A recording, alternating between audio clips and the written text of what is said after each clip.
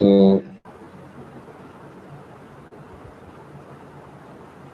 हमारे बीच में आके जय राधा माधव गाएं और उसके बाद हम कार्यक्रम शुरू करेंगे। तो दिव्या माता जी ने वॉलंटियर किया था। जी हरे कृष्णा प्रभु जी। वो हरे कृष्णा हाँ जी हरे हरे कृष्णा। कृष्णा प्रभु जी।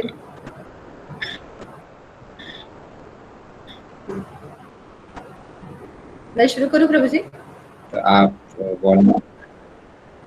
हरे कृष्णा हरे कृष्णा। तो आप गाएंगे माता जी? हाँ जी। जय राधा माधवा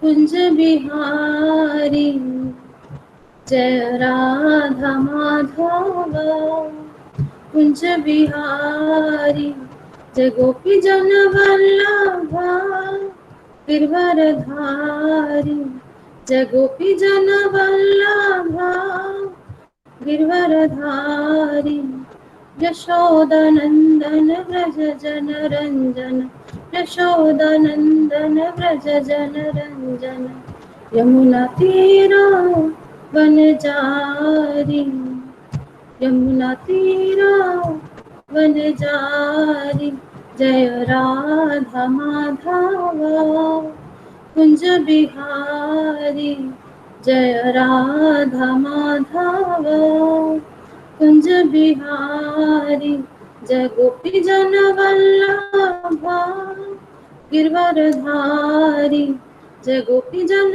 वल्लभा गिरवरधारी, यशोदानंदन व्रज जन रंजन, यशोदानंदन व्रज जन रंजन, यशोदानंदन व्रज जन रंजन, यमुना तीरा वनचारी, यमुना तीरा वनचारी, जय राधा माधवा कुंज बिहारी, जय राधा माधवा कुंज बिहारी, जय गोपी जन वल्लभा गिरवरधारी, जय गोपी जन वल्लभा गिरवरधारी, यशोदानंदन व्रज जन रंजन, यशोदानंदन व्रज जन रंजन, यमुना तीरा वनचारी, जय राधा माधवा कुंज बिहारी, हरे कृष्ण कृष्ण कृष्ण हरे हरे, हरे राम राम राम हरे हरे, हरे कृष्ण कृष्ण कृष्ण हरे हरे, हरे राम राम राम हरे हरे, हरे कृष्ण कृष्ण कृष्ण हरे हरे, हरे राम राम राम हरे हरे, हरे कृष्ण कृष्ण कृष्ण हरे हरे, हरे राम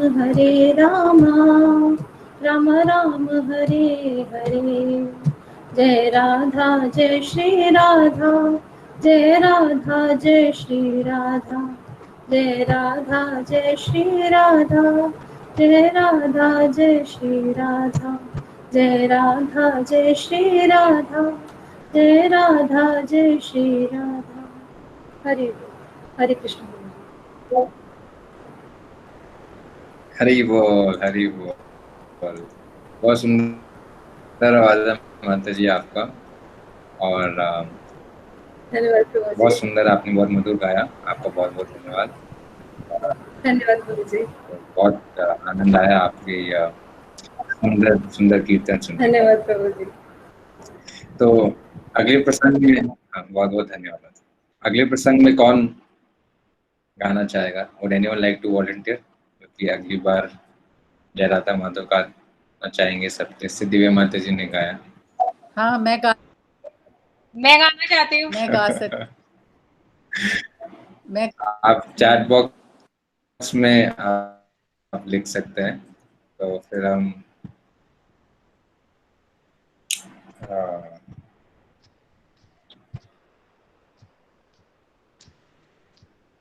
तो KM शर्मा जी, हरसिद्धि माता जी, निधि माता जी से वॉलंटियर करना चाहते हैं। That's very nice. तो आप मुझसे सर प्रिपेयर कर सकते हैं, so next time you can request any one of you. So आप सब भक्तों का बहुत बहुत धन्यवाद। तो हम आज का कार्यक्रम शुरू करते हैं, आज की चर्चा शुरू करते हैं। हम पहुंच चुके हैं अध्याय 5 में, और शुरू करने से पहले हम मंगलाचरण करके आज की चर्चा शुरू करते हैं। ओम अज्ञानतिमिरन्धस्य ज्ञानञ्जनशलाकया ओम अज्ञानतिमिरन्धस्य ज्ञानञ्जनशलाकया चक्षुरुन्मीलितं येन तस्मै श्रीगुरुवे नमः। श्रीचैतन्यमनोभीष्टं स्थापितं येन भूतले स्वयं रूपा कदा मह्यं ददाति स्वपदान्तिकम्। वन्देऽहं श्रीगुरु श्रीयुतापदकमलं श्रीगुरुं वैष्णवांश्च श्रीरूपं साग्रजातं सहगणरघुनाथान्वितं तं सजीवं सावद्वैतं सावधूतं परिजनसहितं कृष्णचैतन्यदेवं श्रीराधा कृष्णपादान् सहगणललिता श्रीविशाखान्वितांश्च हे कृष्णा करुणा सिन्धु दीनबन्धु जगत्पते गोपेश गोपिका काञ्चन गौराङ्गी श्रीराधे वृन्दावनेश्वरी वृषभानुसुते देवी प्रणमामि हरिप्रिये। वाञ्छाकल्पतरुभ्यश्च कृपा सिन्धुवैव च पतितानां पावनेभ्यो वैष्णवेभ्यो नमो नमः।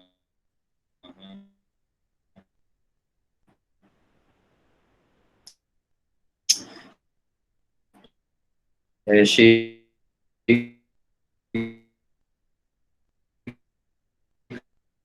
कृष्ण चैतन्य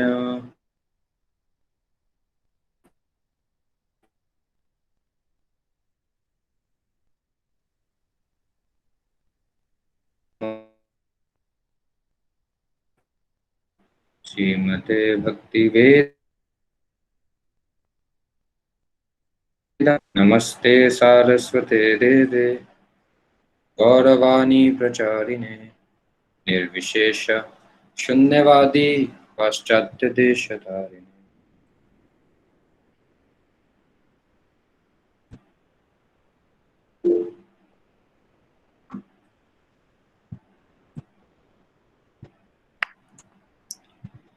तो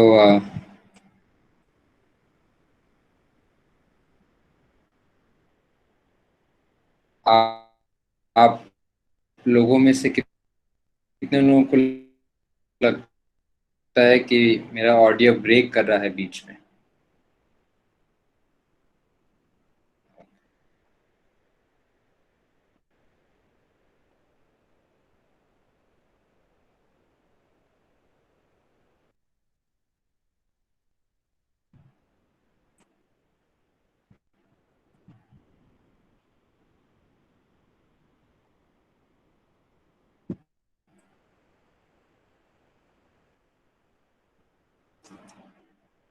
अब कितने लोगों को लगता है?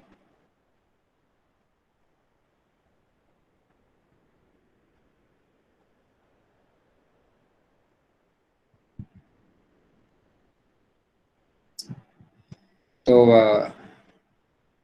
ओके, तो आप मुझे 2 मिनट दें. I'll change my location. I'll go to a place where this problem can be sorted out. So just give me 2 more minutes and I'll try to fix it up. Just give me 2 minutes.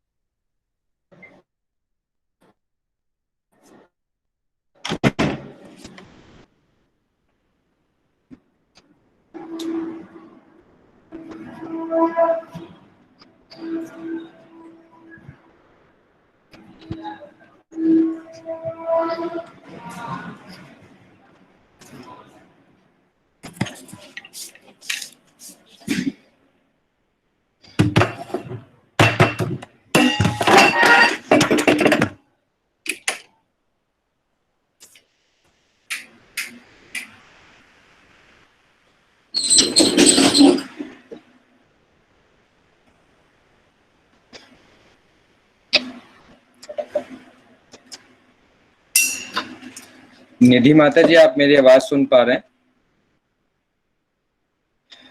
निधि माता जी, जिन्होंने volunteer किया था singing के लिए, तो आप हरे कृष्णा महामंत्र 2 minute ले गा सकते हैं. तब तक मैं इस टेक्निकलिटीज को रिजॉल्व करता हूँ. सो जी जरूर जरूर प्रभु जी. हरे कृष्ण प्रभु जी. Hare Krishna. So just sing Hare Krishna for Hare Krishna Mahamantra for हाँ जी 2 minutes and I'll be back with everything sorted out. हाँ जी हाँ जी. हरे कृष्णा कृष्णा कृष्णा हरे हरे हरे रामा राम रामा हरे हरे हरे कृष्णा कृष्णा कृष्णा हरे हरे हरे रामा राम रामा हरे हरे हरे कृष्णा कृष्णा कृष्णा हरे हरे हरे रामा राम रामा हरे हरे हरे कृष्णा कृष्णा कृष्णा हरे हरे हरे रामा राम रामा हरे हरे. और प्रभु जी हो गया आपका? Thank you so much. Thank you for the nice kirtan filler till the time I resorted out. तो अब आप बता सकते हैं कि अब मेरी वॉइस क्लियर है आप लोगों को? हाँ जी बिल्कुल क्लियर है. Perfect. Oh, wonderful. Yes, thank you very much. So आज की क्लास लेने से पहले मैं कुछ चीज़ें आप लोगों से पूछना चाहता था ताकि जो हमारी भगवत गीता के सेशंस चल रहे हैं सबके बेनिफिट में आ सकें. तो मेरे मन में आ रहा था कि दो ऑप्शंस हैं आज के इस क्लास को लेने के। एक कि हम 5th चैप्टर को डिस्कस करें जो हमारा शेड्यूल्ड है, और दूसरा हमने अभी तक 4 चैप्टर्स कवर कर लिए हैं। Almost 25% of our total discussion. 18 अध्याय हैं तो 4.5 25% बनता है। तो हमने 4 अध्याय करके 1/4 हमने अपना डिस्कशन पूरा कर लिया है। सो मेरे मन में प्रश्न आ रहा था कि आप सब को जो पहले 4 अध्याय हैं उनमें कोई डाउट या क्वेश्चन है वो डिस्कस करें आज, उसको रिवाइज करें, उससे मैं आपको क्लैरिफाई करूं, और यू फील कि we are comfortable with first 4 chapters and we can move on to the 5th chapter. So we can take call of hands, और आप चैट बॉक्स में लिख सकते हैं कि कितने लोग चाहेंगे कि जो फर्स्ट 4 चैप्टर्स हैं हमारी कुछ क्वेरीज हैं उससे रिलेटेड, हमें कुछ उसमें और समझना है, पूछना है, डिस्कस करना है, तो हम वो डिस्कस कर सकते हैं। या अगर आपको लगता है कि हम थ्रू हैं और हम 5th चैप्टर में जा सकते हैं तो हम 5th चैप्टर में डिस्कस कर सकते हैं। तो आप अगर ये ओपिनियन दे दें तो उस हिसाब से हम शुरू कर सकते हैं। 2 ओपिनियंस आए हैं, संगीता कुली माता जी का और अलका माता जी का, रोहित जी का, हरसिद्धि माता जी का।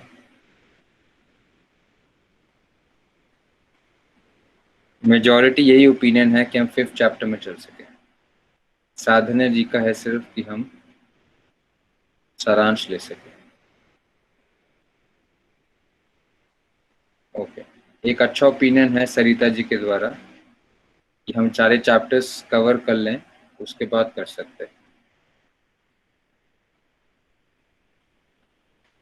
ओके,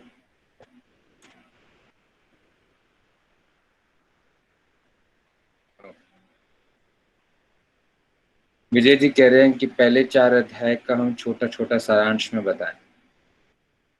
ओके, मैं एक छोटा सा ब्रीफ 4 चैप्टर्स के बारे में बता के, अगर इसने लेट ज्वाइन किया भी होगा या इसने रिवाइज नहीं किया होगा तो उनके लिए छोटा सा विजन हो जाएगा। क्योंकि सारे चैप्टर्स अगर आप बाद में जाके रिवाइज नहीं करते हैं तो फिर शायद उसको रिटेन करना मुश्किल है। ऐसे कितने लोग हैं जो कि क्लास के बाद जो हम नोट्स पोस्ट करते हैं भगवद गीता में से, आप उस चैप्टर को रिवाइज करते हैं, नोट्स को रिवाइज करते हैं और उसकी अंडरस्टैंडिंग अपने मन में बिठाते हैं? ऐसे कितने लोग हैं जो ऐसा करते हैं? I will be very happy to see those devotees. तो आप लिख सकते हैं चैट बॉक्स में, who is that brilliant student among us who revises the whole chapter of our discussion and revises the notes also and makes a good understanding. Very nice.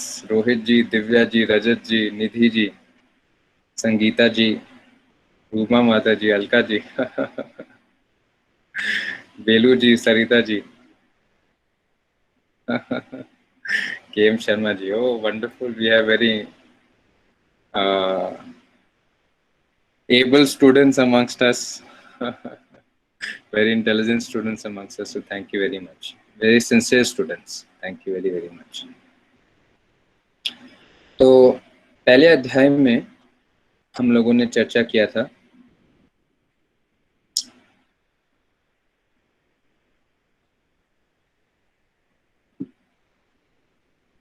पहला अध्याय में हमने चर्चा की था पहले 13 श्लोक जो थे वो दोनों आर्मी साइट्स के जो जनरल्स हैं उनका डिस्क्रिप्शन है। हमने कुछ अलग अलग कौरवों और पांडवों की सेना के विषय में हमने पहले अध्याय में सुना था और पढ़ा था।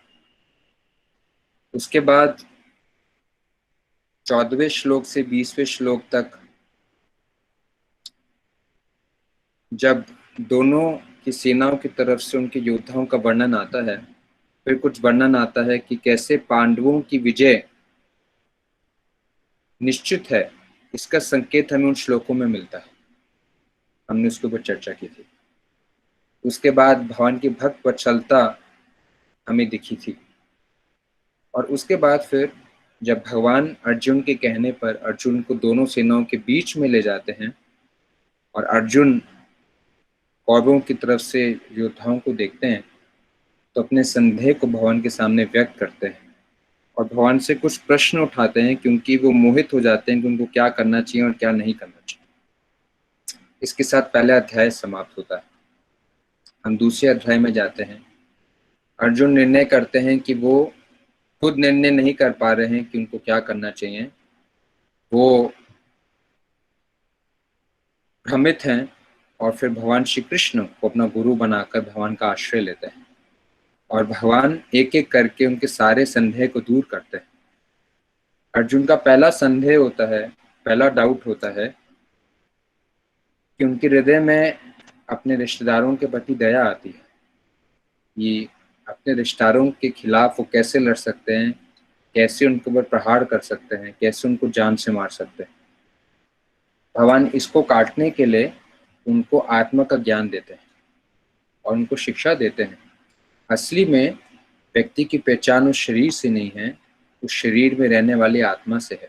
असली में वो ना पुरुष, ना स्त्री, ना मनुष्य, ना पशु है। ये सब शरीर के अंदर रहने वाला वो एक जीवात्मा है जो कि किसी भी अस्त्र से, शस्त्र से काटा नहीं जा सकता, मारा नहीं जा सकता, जलाया नहीं जा सकता, सुखाया नहीं जा सकता, भिगोया नहीं जा सकता। तो भगवान आत्म तत्व और सांख्य के बारे में बताते हैं। ये था दूसरे अध्याय की शुरुआत, जिसमें भगवान कंपैशन फॉर द बॉडी को बताते हैं कि ये ड्यूटी में एक ऑब्स्टिकल है। फिर भगवान उनका दूसरा डाउट काटते हैं। उनका दूसरा डाउट था कि अगर वो जीत भी जाते हैं तो अपने राज्य को कैसे भोगेंगे अगर उनका परिवार के सदस्य नहीं रहे। लेकिन भगवान कहते हैं वास्तविक रूप में अगर वो अपनी लड़ाई को त्यागेंगे, कर्म को त्यागेंगे, तो उनको पाप मिलेंगे और पाप से उनको कष्ट प्राप्त होगा। लेकिन अगर अपने कर्म को निभाएंगे और लड़ेंगे तो अगर हार भी जाएंगे, क्योंकि वो रणभूमि में क्षत्रिय का कर्म कर रहे हैं, तो मरने के बाद भी उनको ऊंचे लोगों की प्राप्ति होगी जिससे वो सुख भोग पाएंगे। और अगर वो जीत गए और जीवित रहे उस युद्ध में, तो राज्य को बाकी परिवार के सदस्यों के साथ भोग पाएंगे। तो दोनों स्थिति में कर्म करने से वो सुखी रहेंगे, कर्म को त्यागने से नहीं। दूसरा अर्जुन का प्रश्न इस रूप से भगवान काटते हैं। तीसरा अर्जुन का प्रश्न था कि अगर वो इस तरीके से अपने परिवार वालों के साथ युद्ध करते हैं तो उनको उसका पाप भोगना पड़ेगा। लेकिन भगवान कहते हैं कि हाँ, जब हम कर्म अपने लिए करते हैं तो परिणाम के भागीदारी बनते हैं, लेकिन जब हम कर्म भगवान के आदेश अनुसार करते हैं तो कर्म करते हुए भी कर्म का फल नहीं भोगते। तो भगवान उनको बताते हैं कर्म करो, मेरे लिए करो, लड़ाई करो लेकिन मेरी आदेश अनुसार, तो आपको उसका पाप नहीं मिलेगा। लेकिन अपना कर्तव्य ना करने से आप पाप के भागीदारी बनेंगे। तो इस तरीके से अर्जुन के तीसरे संदेह को भगवान काटते हैं। और चौथा संदेह होता है कि वन संकर पैदा होंगे। अगर वो अपना कर्तव्य करते हैं और अपने परिवार वालों को, बाकी शत्रुओं को मारते हैं, तो जो स्त्रियां हैं वो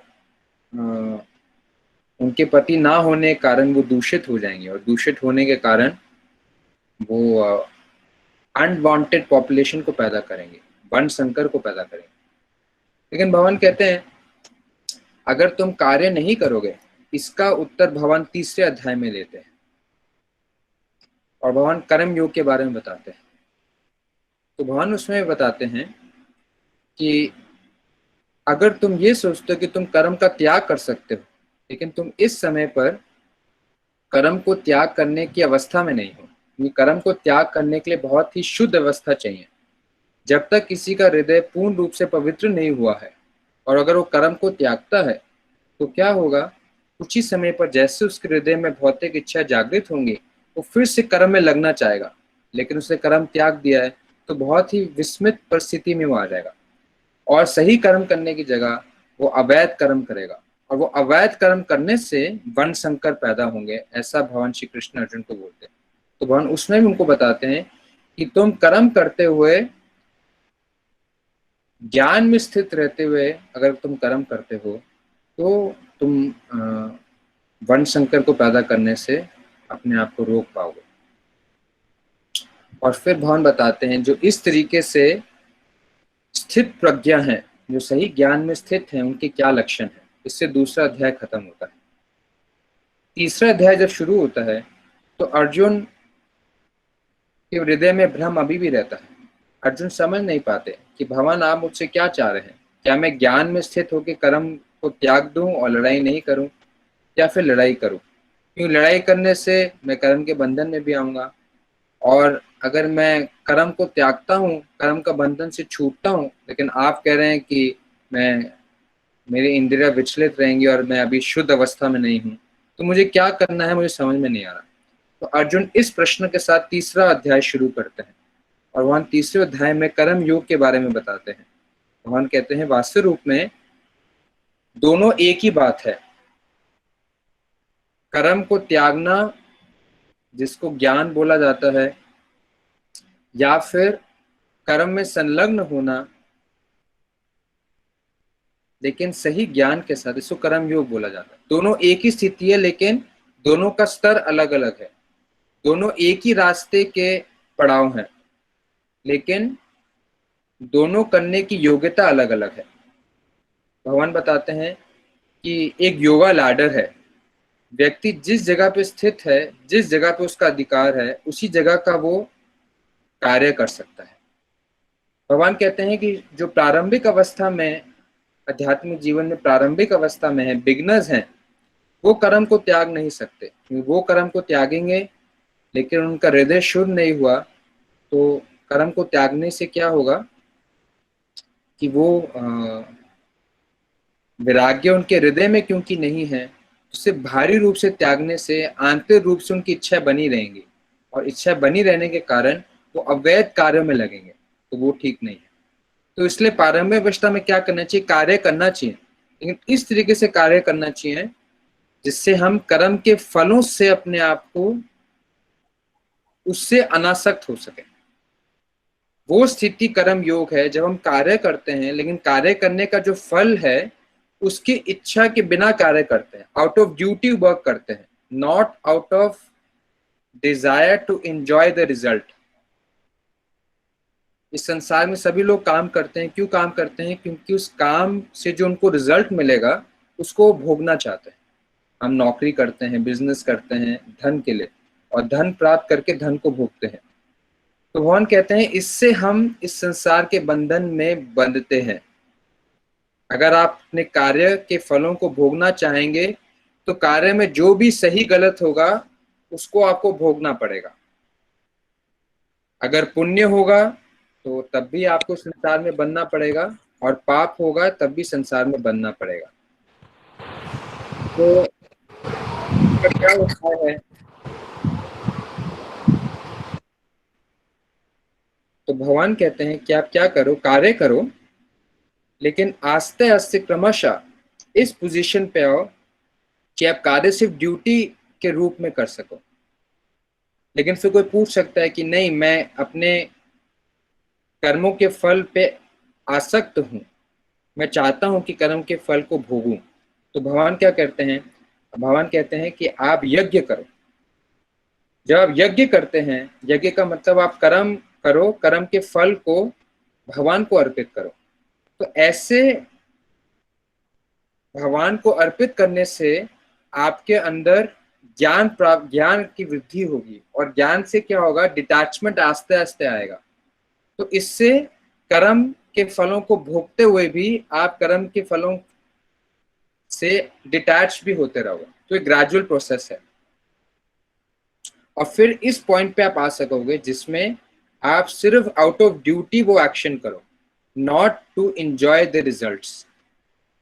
अगर आप ऐसी पोजीशन में नहीं हो, no problem, do your duty, enjoy the results also, but sacrifice a portion of that results to Krishna.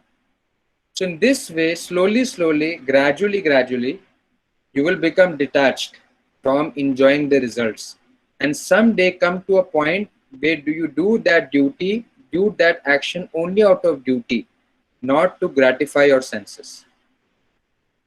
तो ये था थर्ड चैप्टर। और इसके बाद फिर आते हैं भगवान फोर्थ चैप्टर। भगवान कहते हैं यू कल्टिवेट नॉलेज।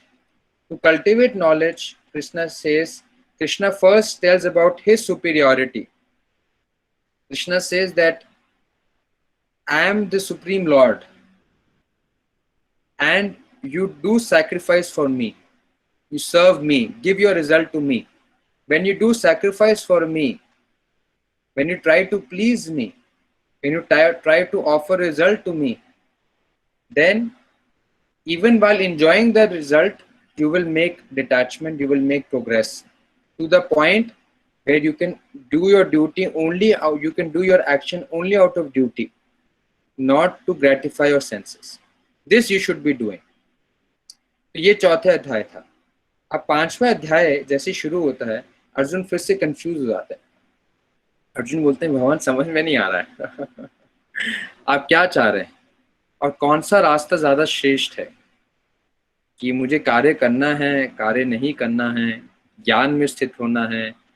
ज्ञान में स्थित होने का मतलब कार्य को त्यागना है, कार्य को आप त्यागने के लिए मना कर रहे हैं। तो मैं अभी भी कंफ्यूज हूँ। वास्तविक रूप में भगवान अर्जुन को इस बिविल्डरमेंट में इसलिए डाल रहे थे ताकि हमारी कंफ्यूजन दूर हो। और अर्जुन फिर से पांचवें अध्याय में ऐसे ही प्रश्न फिर से उठाते हैं कि मुझे क्या करना चाहिए, कर्म करना चाहिए या कर्म को त्यागना चाहिए। इसी के साथ पांचवा अध्याय शुरू होता है।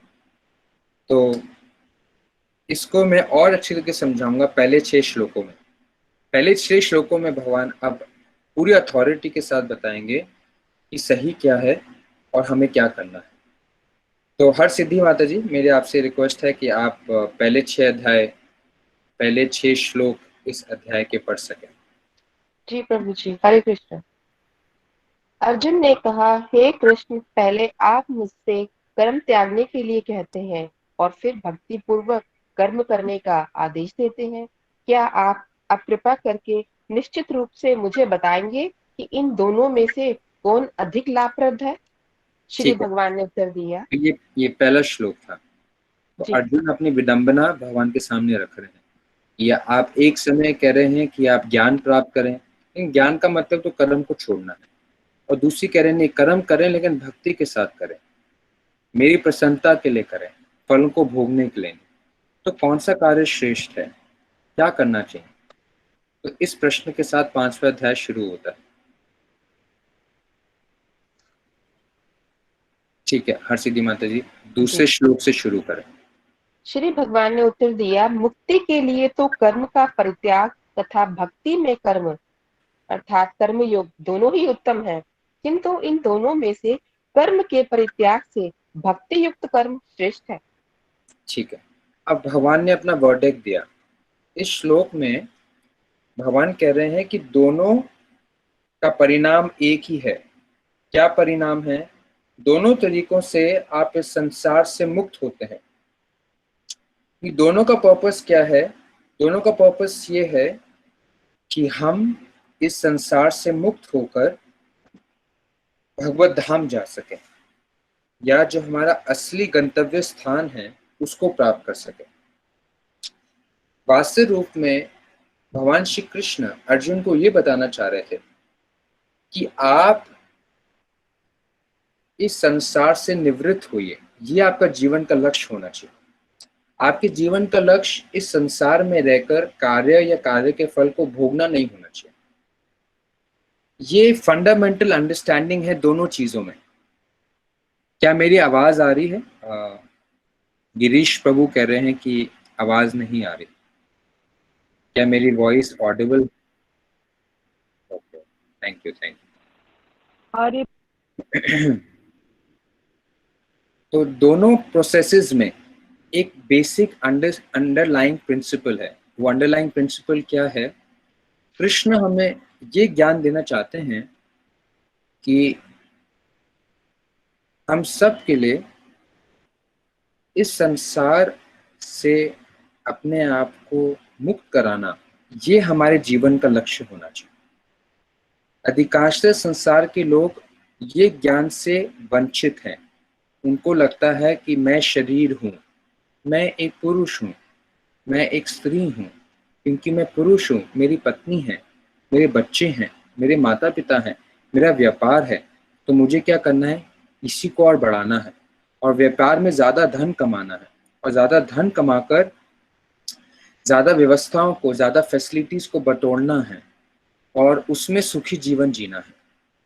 एक स्त्री को लगता है कि मैं औरत हूँ, मेरे छोटे बच्चे हैं, मेरा पति है, मेरे माता पिता है, इन लॉज हैं, पेरेंट्स हैं, तो मुझे अपने घर गृहस्थी को संभालना है, अपने पति का साथ देना है, उनकी सेवा करनी है, बच्चों को पढ़ाना है, उनको जीवन पे अपने पैरों पे खड़ा करना है, और जो भी हमारे पास सुविधाएं उपलब्ध हैं उसको इस तरीके से मैनेज करना है ताकि हम सही तरीके से इन सब गोल्स को पूरा कर सकें। लेकिन भगवान श्री कृष्ण गीता में हमें बताते हैं कि ये देहात्म बुद्धि है, ये पशु बुद्धि है। पशु क्या समझता है? एक गाय समझती है कि मैं गाय हूँ, एक बैल समझता मैं बैल हूँ, एक ऊंट समझता मैं ऊंट हूँ, एक पक्षी समझता मैं पक्षी हूँ। तो पक्षी को लगता है, उस देहात्म बुद्धि के कारण, उस शारीरिक बुद्धि के कारण पक्षी को लगता है कि मुझे दाना चुगना है, मुझे एक घोंसला बनाना है, मादा पक्षी को ढूंढना है, अपने बच्चों को दाना खिलाना है, और अपनी रक्षा और अपने बच्चों की रक्षा, घोंसले की रक्षा जो प्रीडेटर्स हैं उनसे करनी है। तो उसकी बुद्धि शरीर से संबंधित होती है। लेकिन भगवान कहते हैं जब हम मनुष्य शरीर में आते हैं तो हम ये ज्ञान प्राप्त करते हैं कि मैं वास्तविक रूप में मनुष्य नहीं हूँ। इस शरीर में ही हम ये जानकारी प्राप्त कर सकते हैं कि मैं कृष्ण का अंश हूँ, और कृष्ण का अंश होने के नाते मैं संसार में कृष्ण से बिछड़ गया हूँ। अगर मैं शरीर होता, शरीर की उम्र 30 साल होती है, तो 30 साल पहले मैं कौन था, और ये शरीर जब नष्ट हो जाएगा तो उसके बाद मैं कौन रहूंगा? क्या मेरा जीवन का पूरा अंतरकाल, मेरा एग्जिस्टेंस सिर्फ ये 60, 70, 80 साल इस शरीर के हैं? क्या यही है, या इसके परे भी कोई ज्ञान है? इसलिए भगवान ने हमें पहले वो ज्ञान दिया था। तो भगवान कहते हैं एक मार्ग क्या है कि कुछ लोग जो कि उन्नत हो जाते हैं तो इस ज्ञान का अनुशीलन करते हैं, इसको एनालाइज करते हैं, इसको सांख्य बोलते हैं। तो क्या एनालिसिस करते हैं कि वास्तविक रूप में अगर मैं शरीर होता तो क्या मैं हड्डियां हूँ, क्या मैं खून हूँ, क्या मैं मांस हूँ, क्या मैं मज्जा हूँ? और ये शरीर तो बदलते रहता है, लेकिन मेरी पहचान तो सेम रहती है, मेरी पहचान तो वैसी ही रहती है। मैं पिछले दिन भी वही था, अगला दिन भी वही हूँ। लेकिन विज्ञान से आप देखेंगे हमारा शरीर बदलता है। विज्ञान ऐसा कहता है कि 7 साल में पूरा शरीर बदल जाता है, शरीर का हर सेल चेंज हो जाता है। लेकिन हम देखते हैं कि हम वैसे के वैसे ही रहते हैं। तो इस तरीके से ज्ञान का अनुशीलन करता है। Out of knowledge he tries to understand. वो ये समझने की कोशिश करता है कि शरीर से अलग है। तो वो क्या करता है कि अपने आप को वो इस संसार से बाउंड होने से बचने के लिए सारी एक्टिविटीज रोक कर इस नॉलेज को कंटेम्पलेट करता है, और सारा समय इसमें लगाता है ये जानने के लिए कि वो शरीर से अलग है, और अपने आप को संसार से डिटैचमेंट करने के लिए। इसको बोलते हैं ज्ञान, ज्ञान मार्ग। उसका भी फंडामेंटल प्रिंसिपल क्या है कि I am different from the body, I belong to the spiritual world, I am a living entity, I am not human species और animal species, I am not matter, I am spirit. तो वो इसको attain करने के लिए पूर्ण रूप से अपने आप को डिटैच्ड लाइफ जीता है। ये है डिटैच्ड लाइफ, ज्ञान मार्ग। और दूसरा है एक और प्रोसेस जिसको बोलते हैं कर्म योग, जिसमें वो ये समझता है कि मैं अभी इतना प्योरीफाइड नहीं हूं कि मैं कंप्लीटली अपने आप को डिटैच कर सकूं, तो मैं क्या करता हूं, मैं एक्टिविटीज में इंगेज होऊंगा। लेकिन अगर मैं एक्टिविटीज में इंगेज होऊंगा तो उस एक्टिविटी का रिजल्ट आएगा, और अगर मैं रिजल्ट्स को एंजॉय करूंगा तो इस संसार से बाउंड हो जाऊंगा। तो वो क्या करता है कि एक्शन करता है, लेकिन वो उसके रिजल्ट्स को एंजॉय करने के लिए नहीं, सिर्फ आउट ऑफ ड्यूटी, बिकॉज वो एक बॉडी में सिचुएटेड है और बॉडी के सेंसेस नीड सम एंगेजमेंट। तो just to give them some engagement, proper engagement according to their liking, वो काम करता है, वो नौकरी में जाता है, बिजनेस भी करता है, परिवार को भी संभालते हैं, लेकिन वो जानता है कि बासी रूप में मेरा गोल क्या है। गोल है to attain Krishna, to go back home, back to the spiritual world, to his original position, separate from this material world. लेकिन उस चीज को अटेन करने के लिए वो तभी कर सकता है जब वो एक्शन करे, लेकिन एक्शन करने के पीछे पर्पस इस वर्ल्ड को एंजॉय करना नहीं है, उसके रिजल्ट्स को भगवान में एंगेज करना है और अपने सेंसेस को एंगेजमेंट देने के लिए सिर्फ एक्शन करना है। सो इस तरीके से एक्शन विद डिवोशन करके वो एक्शन करते हुए भी इस वर्ल्ड में अटैच नहीं रहेगा। तो भगवान कह रहे हैं दोनों प्रोसेसेस एक ही हैं, दोनों का रिजल्ट एक है, लेकिन सिर्फ क्वालिफिकेशन के अनुसार कैंडिडेट्स कौन सा चूज करते हैं उसमें डिफरेंस है। कितने लोगों को इसमें कोई डाउट है, या कितने लोगों को अनक्लियर है जो मैंने बताया, और कितने लोगों को क्लियर है जो मैंने आपको ये प्रिंसिपल बताया, कितने लोगों को समझ आया और कितने लोगों को नहीं समझ में आया?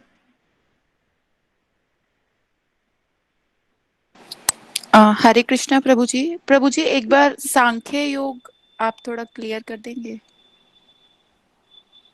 ओके, सो दो प्रोसेसेस हैं, वन है डिटैचमेंट, कंप्लीट डिटैचमेंट, और दूसरा है वर्क विद डिटैचमेंट। दोनों एक ही प्रोसेसेस हैं, एक ही रिजल्ट है, लेकिन करने का तरीका अलग अलग है। तो सांख्य में क्या होता है, कंप्लीट डिटैचमेंट। कंप्लीट डिटैचमेंट का मतलब एक व्यक्ति जब वो ये रियलाइज कर लेता है कि I want to go to the spiritual world because I am a living entity, I am a spirit soul, and this world does not belong to me, and this world is full of miseries. So in order to go to the spiritual world, he completely detaches himself from all the activities, because he feels that by activity I will get bound. What does it mean by getting bound? अगर मैं business करूंगा, business करने के लिए मुझे transaction करना पड़ेगा, transaction करने के लिए कभी मुझे सही बोलना पड़ेगा, कभी झूठ बोलना पड़ेगा। जैसे ही मैं झूठ बोलूंगा मुझे एक सिन मिलेगा, और कभी मुझे पायस एक्टिविटी करना पड़ेगा, मैं पायस एक्टिविटी करूंगा तो मुझे पायटी मिलेगी। दोनों पायटी और सिन मुझे नेक्स्ट बॉडी देगी। सिन ज्यादा होंगे तो मुझे सफरिंग बॉडी मिलेगी, पायटी ज्यादा करूंगा तो मुझे बॉडी अच्छी पोजीशन में मिलेगी, लेकिन फिर भी बॉडी मिलेगी, मैं बॉडी लेने से फ्री नहीं होऊंगा। I will again have to come to this world of birth and death if I will do activities. So let me completely detach myself from all activities. Let me not do any activity. Let me only absorb myself in the Supreme Lord. This is called Sankhya. This is called Gyan Marg. He completely detaches himself from all activities. He only tries to absorb himself in transcendence, fearing that if he will do any activity, he will get something, either pious result or sinful result, and both will result in giving him another body. So again he will have to go into the womb of another mother and take another birth. So whether it is good birth or bad birth, it is birth. So it is foundation into another body. कितने लोगों को ये clear हुआ और कितने लोगों को clear नहीं हुआ? हरे कृष्णा प्रभु जी। हाँ जी। तो प्रभु जी दैट मीन्स ये ज्ञान मार्ग जो आपने बताया कि ये डिटैच्ड मार्ग है।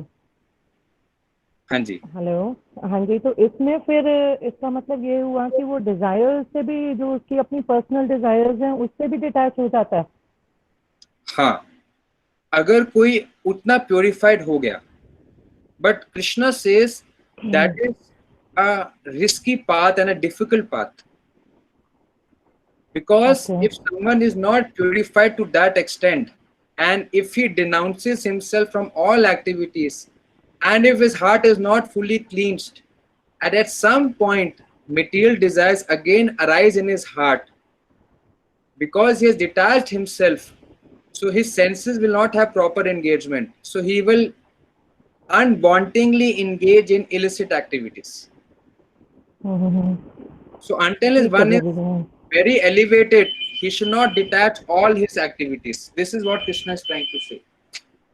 Like can I ask Prabhu ji? Yes, yes, Mother. तो इसका मतलब ये हुआ प्रभु जी कि ज्ञान से जो वो जो डिटैचमेंट है, उसमें उसको ये भी समझना बहुत जरूरी है कि उसकी डिजायर खत्म हुई है कि नहीं हुई है। Yes, right right, now I got this. yes.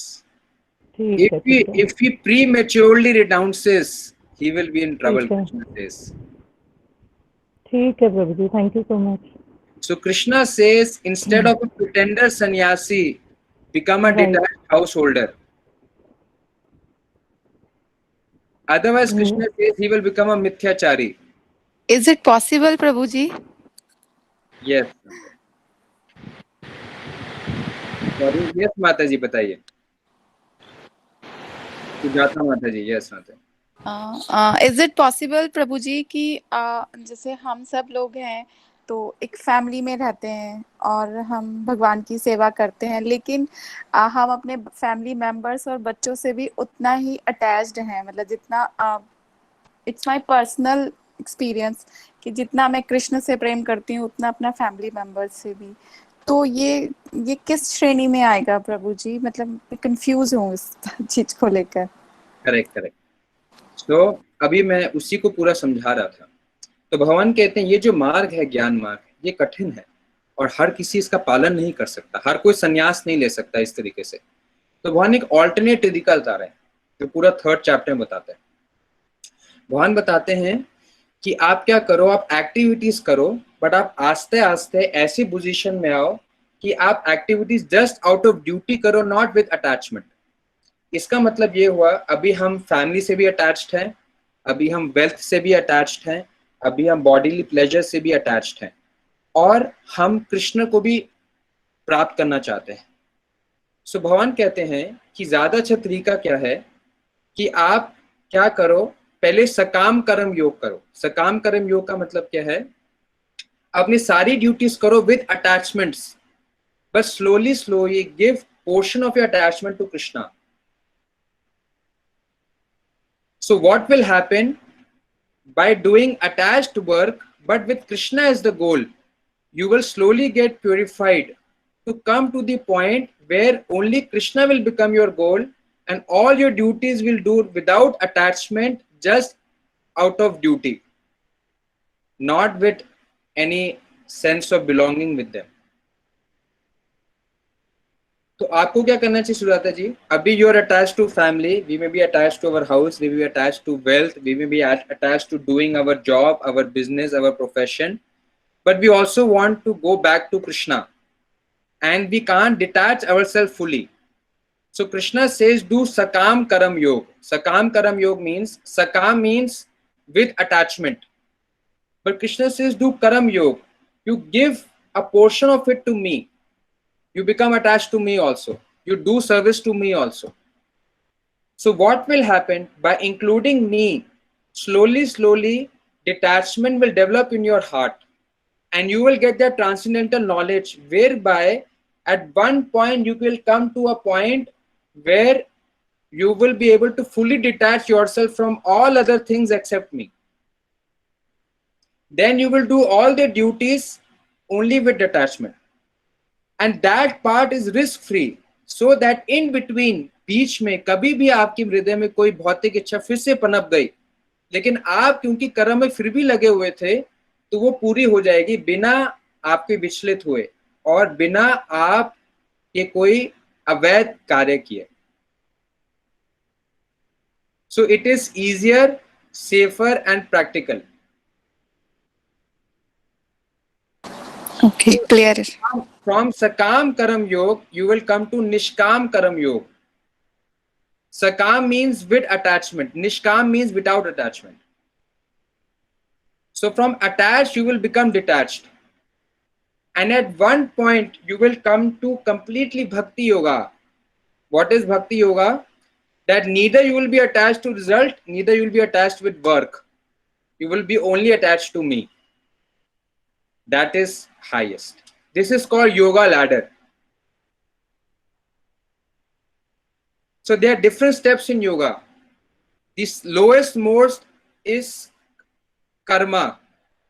Karam, a karmi. Karmi means a person, he does not have any goal. He does not consider anyone, any Vedic literature, any scripture. He only wants to do his own activity for his own pleasure to enjoy the results. It's called karmi. He does not mind whether it is sinful or pious.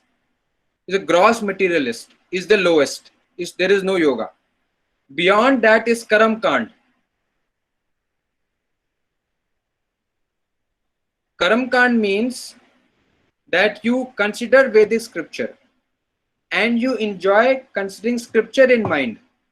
So scripture says that if you want a good wife, you worship this demigod, you do this sacrifice.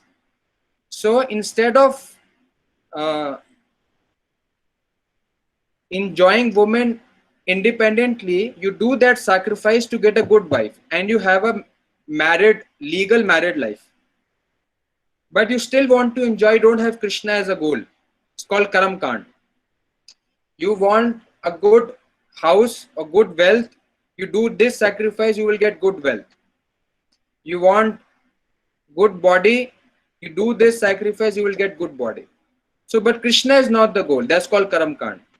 Then comes Sakam Karam Yoga, where Krishna becomes the goal. I want to attain Krishna, but I am attached to doing work and I am attached to enjoying the work also and enjoying the result of the work also. So Krishna says, no problem. You give a portion to me. So by serving me also and giving the result of your work to me also and working for me also, slowly, you will be freed from material desires, you will get transcendental knowledge and you will develop detachment. And someday you will come to Nishkam Karam Yoga. Nishkam Karam Yoga means you will be fully detached from results. You will do activities only for namesake. Because you have got body, you will only work. But your desire behind that work will be not to enjoy, to get some wealth and enjoy. No. You will work only out of duty, but your main goal will be to go back to Krishna. That's called Nishkam Karam Yoga. But you still want to do something. You want to do activities as per your liking. You may not want the result, but you would like to do the duties. But the highest process is Bhakti Yoga. Bhakti Yoga means where neither you're attached to result, neither you're attached to the duty. Whatever Krishna says, I will do. And all the result to him. That is Bhakti Yoga. This is called Yoga Ladder. So slowly you make progress. कितने लोगों को ये clear हुआ?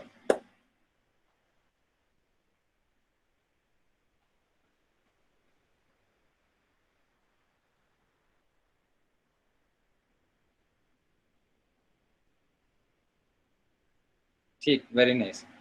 तो रूमा माता जी का question है कि निष्काम कर्म का मतलब होता है अकर्म.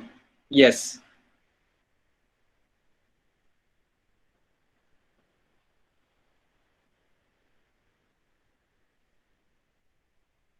रोहित को आपका क्वेश्चन मुझे क्लियर नहीं है. आप क्या पूछ रहे हैं? भक्ति योगा को दोबारा से एक्सप्लेन करें. भक्ति योगा को प्रभु जी. भक्ति योग का मतलब ये है कि आप अपने कर्म से भी अटैच नहीं है और कर्म के रिजल्ट से भी अटैच नहीं। इसका मतलब क्या है? इसका मतलब ये है कि कृष्ण अगर चाहें, जैसे अर्जुन क्षत्रिय है तो अर्जुन अटैच्ड है कि मैं क्षत्रिय हूं तो मैं क्षत्रिय का कार्य ही कर सकता हूं,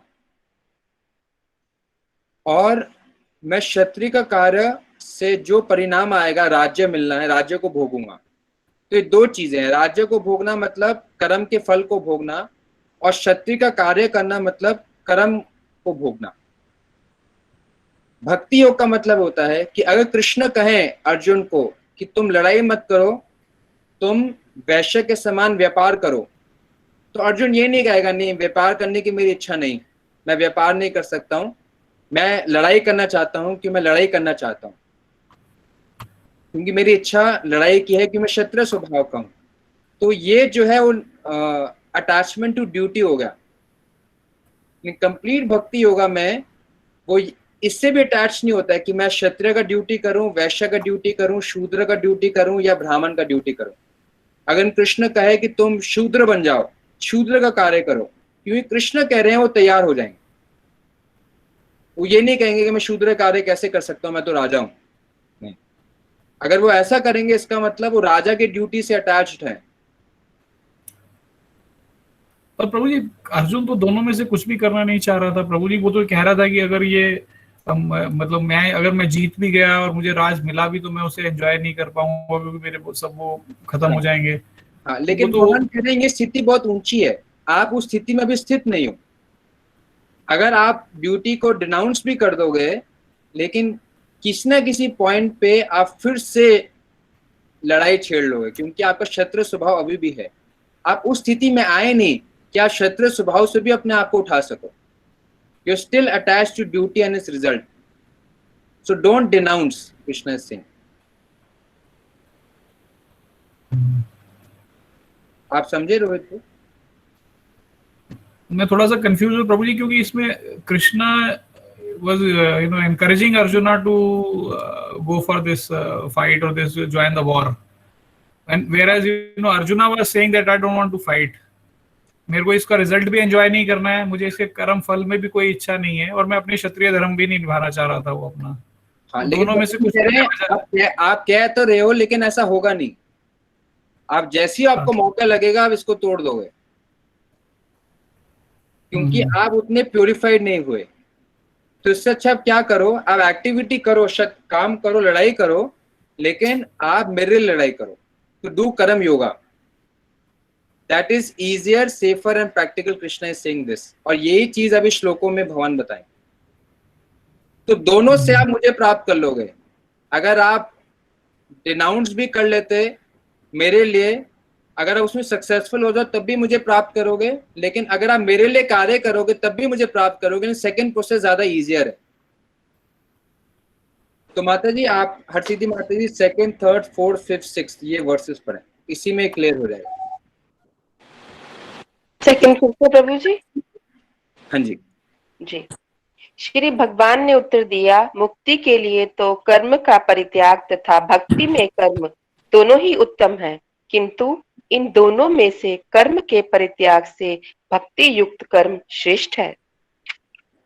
जो पुरुष ना तो कर्म फलों से घृणा करता है और ना कर्म फल की इच्छा करता है, वह नित्य सन्यासी जाना जाता है। हे महाबाहु अर्जुन, ऐसा मनुष्य समस्त द्वंद्वों से रहित होकर भवबंधन को पार कर पूर्णता मुक्त हो जाता है। हाँ। अज्ञानी ही जी आगे। तो इसलिए भगवान कह रहे हैं कि आप कर्मों के फल को भोगने की जगह की इच्छा के बिना आप कार्य करो तो आप मुझे प्राप्त कर लो, और वो ज्यादा श्रेष्ठ है, ये भगवान कह रहे हैं। आगे पढ़िए। अज्ञानी ही भक्ति यानी कि कर्म योग को भौतिक जगत के विश्लेषणात्मक अध्ययन यानी कि सांख्य से भिन्न कहते हैं, और जो वस्तुतः ज्ञानी है वे कहते हैं कि जो इनमें से किसी एक मार्ग का भली भांति अनुसरण करता है वह दोनों के फल प्राप्त कर लेता है। जो यह जानता है कि विश्लेषणात्मक अध्ययन यानी कि सांख्य द्वारा प्राप्त स्थान भक्ति द्वारा भी प्राप्त किया जा सकता है, और इस तरह जो सांख्य योग तथा भक्ति योग को एक समान देखता है वही वस्तुओं को यथार्थ रूप में देखता है। भक्ति में लगे बिना केवल समस्त कर्मों का परित्याग करने से कोई सुखी नहीं बन सकता, परंतु भक्ति में लगा हुआ विचारवान व्यक्ति शीघ्र ही परमेश्वर को प्राप्त कर लेता। ठीक है, क्लियर हुआ आपको?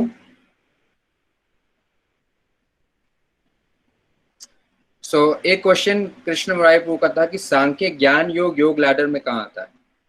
तो एक योग लैडर है सकाम कर्म योग, निष्काम कर्म योग और भक्ति योग, और उसी के साथ एक पैरेलल एक और लैडर है जो कि jnana yoga with this knowledge that Krishna is a supreme personality and I want to take his shelter, so it also leads to bhakti yoga and then to Krishna. So there are two separate processes but with the same result. So Krishna says this process of doing activity with detachment is easier, safer and more practical. So Arjuna, you do this. ठीक है, रूमा माता जी आपका कोई question है? हरे कृष्णा प्रभु जी। जी प्रभु जी, question है। प्रभु जी, जैसे अभी आप दोनों तरह के आपने योग बताए, भक्ति योग, ज्ञान योग, कर्म योग का आपने डिफरेंस समझाया। तो प्रभु जी मैं यहाँ ये पूछना चाहती हूँ कि जैसे अर्जुन और कृष्ण के समय में, अर्जुन के सामने तो कृष्ण प्रत्यक्ष रूप से थे, तो उनको क्या करना है क्या नहीं करना वो इंस्ट्रक्शंस वो उनको दे सकते हैं, लेकिन जो अभी सामान्य व्यक्ति जब तक उस स्थिति में नहीं पहुंचता कि वो इंद्रियों को वश में कर ले और वो भक्ति या ज्ञान योग या कर्म योग का रास्ता पूरी तरह से अपना ले, तब तक वो ये डिसीजन कैसे लेके उसको कर्म किस तरह के करने हैं, कैसे नहीं करने, क्या त्यागना है क्या लेना है, ये मैं थोड़ा सा जानना चाह रही हूँ। हरे कृष्ण। तो हम सब के अपने वर्ण और आश्रम हैं, तो भगवान ने 4 वर्ण और 4 आश्रम बताए। 4 वर्ण हैं ब्राह्मण, क्षत्रिय, वैश्य, शूद्र, या फिर intellectual class, military administrative class, business trading class and labour class. तो ये 4 अलग अलग प्रोफेशंस हैं और 4 स्पिरिचुअल ऑर्डर है, 4 आश्रम है। ब्रह्मचार्य आश्रम मतलब student life, householder life, retired life and renounce life. So हम जिस पोजीशन में सिचुएटेड हैं, जिस प्रोफेशन और जिस स्पिरिचुअल लाइफ में सिचुएटेड हैं, जिस सोशल ऑर्डर में सिचुएटेड हैं, उन सब की ड्यूटीज भगवान आगे बताएंगे। तो वो ड्यूटीज हमें करनी है under direction of the spiritual master, but not to enjoy the results of the duty, just doing our prescribed duty as a mere duty only. समझ में आया रूम आते? जी प्रभु जी, थोड़ा समझ में आया, पूरी तरह भी नहीं, कंफ्यूजन नहीं दूर हुआ पूरी तरह, बट टाइम लगेगा। आई थिंक आपने कहा कि आगे के चैप्टर्स में आएगा, तो I think we'll have to wait for that. जैसे फॉर एग्जांपल आप टीचर हैं और आप बिजनेस कर रही हैं, राइट? जी प्रभु जी। तो आप अपनी वो ड्यूटीज ऑनेस्टली निभाइए, उसके रिजल्ट्स को भगवान को दीजिए, डिवोशनल सर्विस में एंगेज होइए, trying to attain Krishna under the direction of the spiritual master. Slowly what will happen, अभी हो सकता है कि आप चाहें कि मैं बिजनेस को इस तरीके से करूं ताकि मैं ज़्यादा उसमें से अर्निंग ड्राइव कर सकूं या मैं प्रोफेशनली आगे बढ़ सकूं, it could be there, but slowly if you keep Krishna in center and if you do it for Krishna,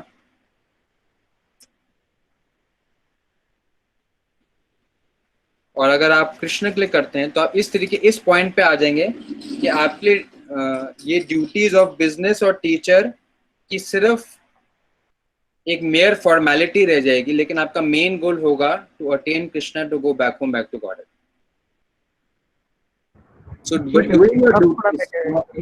by doing your duties of teaching and business under the guidance of spiritual master, but engaging in devotional service to Krishna, giving the results of your duties to Krishna, slowly you will come to a point whereby these duties or the family foundation will remain just a formality, and your only goal will be to go back to God.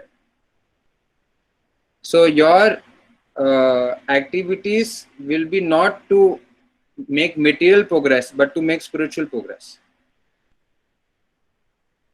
Clear हुआ माता जी? जी प्रभु जी, जी प्रभु जी, thank you प्रभु जी, हरे कृष्ण। Thank you. नहीं प्रभु जी, मैं मेरा प्रश्न था, जैसे हम गृहस्थ जीवन में हैं प्रभु जी, तो मैं अपने गृहस्थ जीवन में जो मैं कार्य कर रहा हूँ अपने बच्चों के लिए या अपनी धर्मपत्नी के लिए या अपने माता पिता के लिए या अपने मैं जॉब पे जाता हूँ, तो मैं कैसे मतलब इसमें अपने आप को इसके फल से मतलब या मैं उसके लिए कोई ऑब्जेक्टिव के बिना कैसे काम करूँ? मतलब मेरा कोई ऑब्जेक्टिव नहीं होना चाहिए, मेरा कोई रिजल्ट ओरिएंटेड अप्रोच नहीं होनी चाहिए। हाँ, thank you for this question. इससे आई थिंक काफी लोगों के डाउट्स क्लैरिफाई हो जाएंगे। तो अभी हम लोग फैमिलीज में रहते हैं, बिजनेस करते हैं और हमारा एक प्रोफेशनल लाइफ है, लेकिन हम बिजनेस प्रोफेशनल लाइफ को फैमिली क्यों मेंटेन करते हैं? क्योंकि हम इन सब चीज़ों से अटैच्ड हैं। मैं बिजनेस इसलिए करता हूँ कि मैं ज़्यादा अच्छी तरीके से बिजनेस में कामयाब हो सकूँ, उससे मैं अच्छा अर्थ कमा सकूँ और अर्थ कमाने से मैं भौतिक रूप से कामयाब हो सकूँ और भौतिक चीज़ों को उपलब्ध करा सकूँ, परिवार के साथ सुखी जीवन जी सकूँ। तो ये है अटैच्ड वर्कर के समान। लेकिन भगवान कह रहे हैं कि आप पहले ये समझिए कि क्योंकि आप जड़ वस्तु नहीं हैं, आप मेरे अंश हैं, तो आप जीवन का लक्ष्य इस संसार को भोगने की जगह मुझे प्राप्त करने में लगाइए। पहले ये समझिए। जब आप ये समझ जाएंगे तो आप क्या करेंगे? आस्ते आस्ते डफटेल करेंगे। कैसे डफटेल करेंगे? आप बिजनेस करेंगे क्योंकि अभी आप बिजनेस से अटैच्ड है, फैमिली से अटैच्ड है, आपकी सारी चीजें वैसी रहेंगी, लेकिन आप आस्ते आस्ते आस्ते अपने जीवन में कृष्ण को लाना शुरू करें। कैसे कृष्ण को लाएंगे? आप खुद भगवान की भक्ति में जुड़ेंगे, परिवार वालों को भगवान की भक्ति में जोड़ने की कोशिश करेंगे। जो भी आप बिजनेस करते हैं, प्रोफेशनल लाइफ में करते हैं, जो भी आपका समय वहां जाता है, उसका जो भी फल मिलता है वो कृष्ण को अर्पित करें। तो आस्ते आस्ते क्या हो रहा है? आप थोड़ा सा डिटैचमेंट ला रहे हैं मटेरियल लाइफ के प्रति और कृष्ण के प्रति थोड़ा स्पिरिचुअली अटैच हो रहा है। तब इस तरीके से आप करते जाएंगे तो उससे क्या होगा कि आपके हृदय में ट्रांसलेंटल नॉलेज डेवलप होगा, और ट्रांसलेंटल नॉलेज डेवलप करने के कारण आपका ऑब्जेक्टिव आस्ते आस्ते मटेरियल लाइफ और मटेरियल बिजनेस को आगे बढ़ाने की जगह, उसको ज्यादा एक्सपैंड करने की जगह, आपका ऑब्जेक्टिव होगा कैसे मैं आध्यात्मिक जीवन आगे बढ़ के भगवान को प्राप्त कर सकूं। फिर इस पॉइंट पे एक पॉइंट ऐसा आ जाएगा कि आप बिजनेस या फैमिली ड्यूटी सिर्फ फॉर्मेलिटी के लिए निभाएंगे, लेकिन आपका मेन गोल होगा to go back to God. That is called nishkam karma योग। लेकिन फिर भी आप ड्यूटी करना चाहेंगे, आप बोलेंगे बिजनेसमैन हूं मैं, बिना बिजनेस किए मैं घर नहीं बैठ सकता और कोई ना कोई फैमिली का काम करते रहूंगा। लेकिन आप आस्ते आस्ते इस पॉइंट पे भी आ जाएंगे कि आपको ड्यूटी करने की जरूरत नहीं होगी, आप पूर्ण रूप से सिर्फ भगवान की भक्ति करना चाहेंगे। ना बिजनेस में जाना चाहेंगे, ना बिजनेस करना चाहेंगे, ना बिजनेस का कोई रिजल्ट भोगना चाहेंगे, ना आपके लिए और कोई संबंध महत्वपूर्ण होगा। आपका एक ही उद्देश्य होगा, तो गो बैक टू गॉड। तो इस तरीके से आप योगा लैडर में प्रोग्रेस करें। मैं समझा पाया रोज जी आपको? मैं वैसे इतना ही जानना चाह रहा हूँ प्रभु जी कि जैसे अभी मैं जो करता हूँ, मैं अपने ऑफिस जाता हूँ, मुझे वो कृष्णा को कैसे अर्पण करना है? मतलब जैसे मैं अपने ऑफिस गया तो वो मेरे ऑफिस के काम है, मैं उसमें काम कर रहा हूँ, तो मैं उसको कैसे मतलब भगवान को कैसे उसको डिवोट करूँ या कैसे उनको डेडिकेट करूँ? मतलब मैं ये चीज मतलब वो तो मेरे मटेरियलिस्टिक वर्ल्ड के काम है जो मैं कर रहा हूँ, वो तो मतलब भौतिक की चीजों के ही काम है मेरे साथ। आप क्या करें? जो भी आप काम करने में अपनी मेहनत लगाते हैं, बुद्धि लगाते हैं, अपना समय लगाते हैं, उससे जो भी आपको फल मिलता है वो भगवान को अर्पित करें, पहला। दूसरा, आप इस तरीके से काम करें कि आप समय बचा सकें कि आप भगवान के भक्ति के अंगों में अपने समय को विकसित कर सकें। You take out time for devotional services. इस तरीके से टाइम को मैनेज करें दैट आप भगवद गीता को पढ़ सकें, आप भगवद गीता को सुन सकें, आप भगवान के नामों का जप कर सकें, भगवान की कोई सेवा ले सकें। आप पूरे काम से बाउंड ना रहें। और फिर उसके बाद तीसरा, आप किसी वरिष्ठ भक्त से पूछ सकते हैं जो आप काम कर रहे हैं उसमें हो सकता है कुछ अनुचित कार्य हो जो कि भगवान के आदेश अनुसार से विरुद्ध हो, तो उस वरिष्ठ भक्त के आदेश अनुसार मार्गदर्शन में आप उन चीजों से फ्री होकर उनके दिखाए हुए रास्ते के अनुसार आप काम करें। तो ऐसे 3 स्टेप से आप अपने एक्टिविटीज को भगवान को ऑफर कर सकते हैं। आपको क्लियर हुआ? हाँ, समवट कुछ क्लियर हुआ प्रभु जी, लेकिन ये बहुत बहुत मुश्किल लगता है मुझे, मतलब हाँ, इसलिए भगवान लगता है कि जैसे मैं, मतलब अब जैसे प्रभु जी आप कह रहे हैं कि मैं अर्पित करूं, जो मैं उससे कुछ अर्न करूंगा, तो मैं अपनी जीविका चलाने के लिए जो मुझे जरूरत है वो सब कुछ भगवान को अर्पण कर दूं, या कैसे? नहीं, आप अभी उसका सिर्फ एक छोटा सा भगवान को अर्पित करें, क्योंकि अभी आप उस फल को भी भोगना चाहते हैं और आपको उस फल की आवश्यकता भी है। तो भगवान कह रहे हैं कि आप उसका थोड़ा सा भाग मुझे अर्पित करें। तो ऐसे अर्पित करने से क्या होगा कि आपके हृदय में डिटैचमेंट आएगी, और इस डिटैचमेंट से क्या होगा कि आपको उस फल भोगने की इच्छा खत्म हो जाएगी। आप क्या करेंगे, जो भी आपका बेसिक नेसेसिटी उसको पूरा करेंगे, बाकी आपकी इच्छा होगी सब भगवान की सेवा के लिए अर्पित करो। चाहे वो अर्पित करे ना करे एक बात है, लेकिन आपको उस फल को भोगने की इच्छा खत्म हो जाएगी। आप मेरे लिए अपने बेसिक नेसेसिटीज को यूज करेंगे, बाकी से बैलेंस में पड़ा रहेगा वो। तो प्रभु जी इससे समाज प्रगति कैसे करेगा? मैंने आपको कहा रुक जाएगी। मैंने आपको कहा कि समाज की प्रगति का मतलब ये नहीं है कि मटेरियल सिविलाइजेशन को डेवलप करना। ये मटेरियल सिविलाइजेशन को डेवलप करना एनिमल कॉन्शियसनेस है। अभी हमें लगता है, मैंने आपको कहा ना, अभी आपको लगता है कि आप रोहित चड्ढा हैं, तो मुझे बिजनेस करना है, मैं बिजनेस नहीं करूंगा तो लोगों को तनख्वाह कैसे दूंगा, नौकरी कैसे दूंगा, उनका घर गृहस्थी कैसे चलेगा, इस संसार कैसे आगे बढ़ेगा। लेकिन भगवान कहते हैं पहले आप ये जानो कि आप मनुष्य नहीं हो और संसार को पालने वाले कोई व्यक्ति नहीं है, संसार को पालने वाला मैं हूँ, क्योंकि मैं ही अनाज को उत्पन्न करता हूँ, मैं ही वर्षा करता हूँ, मैं ही सब फल पैदा करता हूँ, मैं ही सब जीवों तक उनको भोजन पहुंचाने वाला हूँ। एक कहावत है, अजगर करे न चाकरी, पक्षी करे न काज, दास महुलक सबके दाता राज। अजगर करे न चाकरी, एक सांप नौकरी नहीं करता है। अजगर करे न चाकरी, पक्षी करे न काम, पक्षी कई बिजनेस व्यापार नहीं करता है। लेकिन दास महुलक कह के सबके दाता राम, सबको भोजन मिलता है।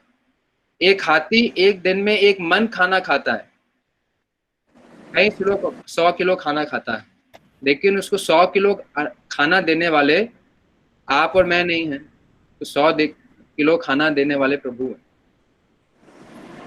तो ऐसा नहीं है कि जब तक आप काम नहीं करेंगे आप जीवन व्यापन नहीं कर सकते, नहीं। भगवान कहते हैं अब ये मत सोचो कि इस संसार में रहना मेरा जीवन का लक्ष्य है, इस संसार में जीवन को बढ़ाना मेरे जीवन का लक्ष्य है। संसार से मुक्त होकर अपने असली जीवन को प्राप्त करना आपका जीवन का लक्ष्य है, क्योंकि आप रोहित चड्ढा नहीं हैं, आप कृष्ण के अंश हैं। क्योंकि ये तो आप कुछ ही सालों में बदल देंगे, लेकिन आपका नित्य स्वरूप वैसा ही रहेगा। आप किसी के पिता, किसी के भाई, किसी के संतान नहीं हैं, आप कृष्ण के अंश हैं।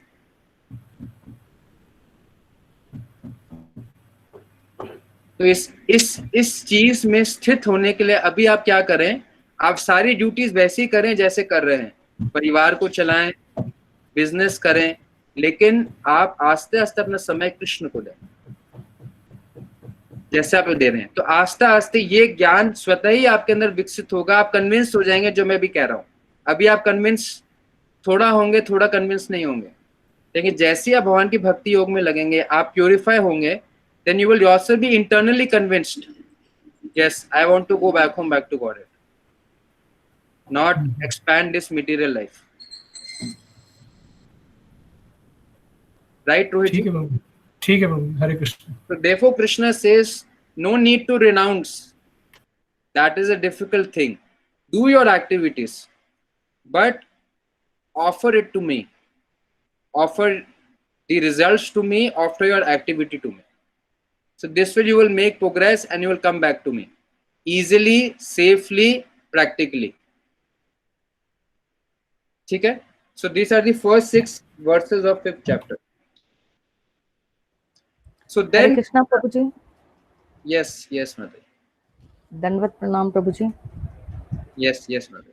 प्रभु जी एक प्रश्न है, यदि इस तरीके से ये बात बिल्कुल ठीक है, शास्त्र सम्मत है, मैं भी मानती हूँ इस बात को, लेकिन यही प्रश्न यदि स्त्रियों के संदर्भ में लिया जाए कि वो डिटैच हो जाएं अपने परिवार से, मतलब भावनाओं से ना जुड़ें, कार्य करती रहें केवल, तो क्या समाज और बाकी लोग हमें सम्मान देंगे और ठीक मानेंगे कृष्ण भक्ति को? वो इसके विरुद्ध नहीं हो जाएंगे पति और ससुराल वाले सब कि ये तो डिटैच है, ये तो हमसे मोह ही नहीं रखती है? नहीं, आपको मोह नहीं रखना है, लेकिन डिटैच नहीं होना है, दोनों चीजें करनी। तो आपको कैसे देखना है? आपको हर परिवार सदस्य को कृष्ण का अंश समझना है। तो अब आपको उनकी सेवा करनी है मोह से नहीं, कृष्ण से संबंधित देखकर। ये अंतर है। जैसे इस मीटिंग में मेरी मदर भी है, मेरी माँ है इस मीटिंग में, लेकिन मैं उनको माँ के रूप में देखूंगा तो शारीरिक संबंध के रूप में देख रहा हूं, और वो मुझे बेटे के रूप में देखेंगे तो शारीरिक संबंध के रूप में देखेंगे। ये मोह है, ये गलत विचार है, ये शारीरिक बुद्धि है या देह बुद्धि है। लेकिन वो मुझे कैसे देखती है और मैं उनको कैसे देखता हूँ? वो मुझे देखती कि मैं कृष्ण का अंश हूँ लेकिन इस शरीर में हूँ, और मैं उनको देखता हूँ कि वो कृष्ण की अंश हैं लेकिन वो एक स्त्री की शरीर में है, और कर्म के बंधन के अनुसार मैंने उनके गर्भ से जन्म लिया है। तो शारीरिक रूप से वो मेरी माँ है और मैं उनका बेटा हूँ, लेकिन दिव्य ज्ञान के अनुसार हम दोनों जानते हैं कि हम दोनों कृष्ण के अंश हैं, और वो मुझे भगवान के नजदीक लाने की कोशिश करती है और मैं उनको भगवान के नजदीक लाने की कोशिश करता हूँ। हम दोनों एक दूसरे की सेवा करते हैं कि हम दोनों एक दूसरे की सेवा करके भगवान के नजदीक आ सके। तो हमारा संबंध और प्रेम वैसा भी है, लेकिन अब गोल बदल गया। गोल आप बीच में मेटीरियल अटैचमेंट नहीं है, मोह नहीं है, गोल हम मिलकर एक दूसरे की सेवा करें कृष्ण को प्राप्त करने। समझे आप रेवती जी? रेवती जी समझे आप? आप म्यूट पर है। हरि बोल प्रभु जी। अब आवाज आई प्रभु जी? हाँ जी। आपकी स्थिति बेहतर है, मैं समझ रही हूँ आपकी स्थिति, बिकॉज आपकी मदर भी ज्ञानी है, मगर ये स्थिति हम सभी के साथ तो नहीं है। मान लीजिए मैं समझ गई हूँ, मगर मेरे परिवार के अन्य सदस्य इस बात को नहीं समझ रहे हैं, तो वो कैसे डील होगा? वो तो फिर विद्रोह की स्थिति हो जाएगी ना परिवार में। नहीं, मैंने आपको यही नहीं कहा कि आपको अपने कार्य करने बंद करने हैं। भगवान भी ये नहीं कह रहे। आप जैसे जीवन जी रहे वैसे ही जीते रहिए, लेकिन भगवान क्या करें, आप 100% अभी आप मोह से जी रहे हैं, आप 99% जीकर 1% मुझे बीच में लेके आइए। Include me 1%, then 2%, then 3%, then 4%, then 5%. This way make progress. So उससे क्या होगा कि हम अपने मटेरियल ड्यूटीज करते करते हुए भी slowly we will make material detachment and spiritual attachment. तो उससे विद्रोह भी नहीं होगा, हम कार्य भी करते रहेंगे और आध्यात्मिक उन्नति भी करेंगे। प्रभु जी, आपने इतनी जल्दी क्यों डिटैच कर लिया? तो वो अलग क्वेश्चन है।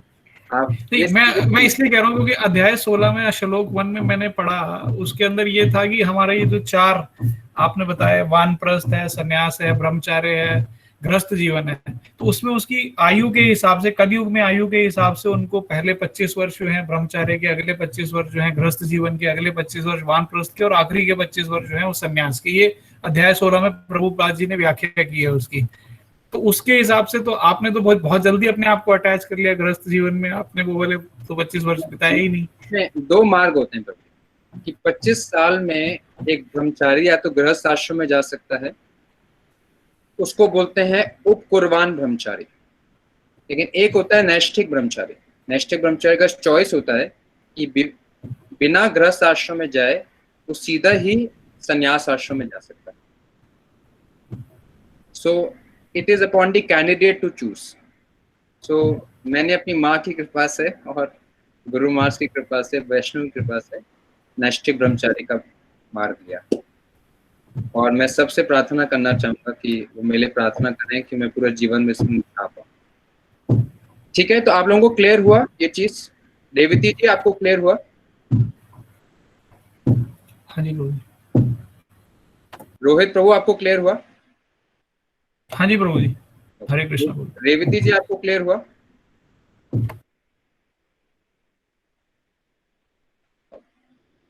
तो आप चैट बॉक्स में लिख सकते हैं कि was this discussion helpful for you to understand? आप समझ पाए, एटलीस्ट पूरा ना भी समझ पाए, एक आपको आभास मिल पाया, चैट बॉक्स में लिखिए। सपना जी कह रही हैं क्लियर, थैंक यू। गुरुजी क्या मैं प्रभु जी को मैं कुछ बोल सकती हूँ? एक सेकंड माता जी, एक सेकंड। तो राधा माता जी कह रहे हैं क्या? हरसिद्धि माता जी कह रहे थे क्लियर, सुजाता जी कह रहे हैं, निशा जी कह रहे हैं, रोमा जी कह रहे हैं क्लियर, राधिका जी कह रहे हैं, कृष्ण महाबू जी कह रहे हैं, विजय जी कह रहे हैं, गिरीश जी कह रहे हैं, शालिन माती कह रही है,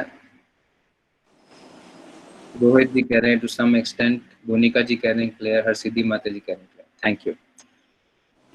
तो Sarita Mataji, before I give you the opportunity, now it is 5:27, but it was important to make you understand. मैं चैप्टर पूरा कर सकता था, लेकिन आगे बढ़ने से पहले इस चीज को समझना जरूरी था।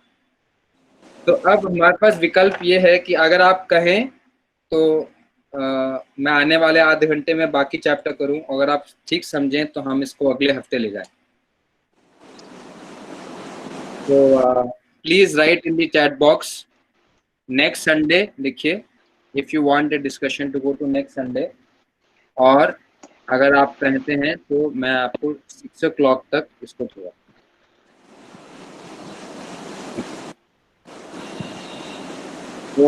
ओवरवेलमिंगली आ रहा है नेक्स्ट संडे। ओके,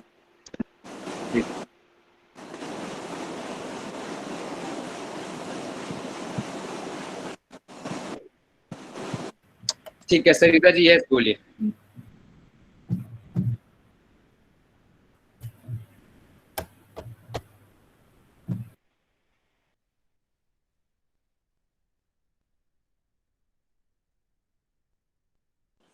हमको भगवान ने हरि भजन के लिए भेजा था, पर हम लग गए सांसारिक कार्यों में। तो इसके लिए हमको सांसारिक कार्य करते हुए मन में अपना डिटैचमेंट रखना है, मन में भगवान का ही, यही बात हुई ना प्रभु जी? आप सुन पा रहे हैं मुझे? हाँ सरिता जी, मैंने आप कहा कि परफेक्ट कह रहे हैं आप, यू आर परफेक्टली करेक्ट। तो हम यहाँ पर संसार में जैसे मैं अक्सर ही उदाहरण देता हूँ और शायद मैंने पहले भी दिया होगा, फिर भी दे देता हूँ आपको, कि एक राजा एक कारागार में जाते हैं। ये मैंने आपको एग्जाम्पल दिया है, प्लीज आप चैट बॉक्स में लिखिए यस या नो, आपने सुना है? A king goes to a prison house, yes या नो लिखिए जल्दी।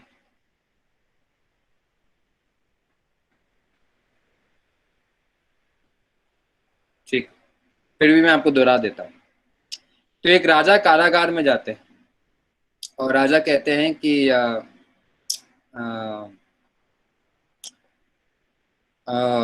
आज मेरा जन्मदिन है, और कारागार समझते हैं आप?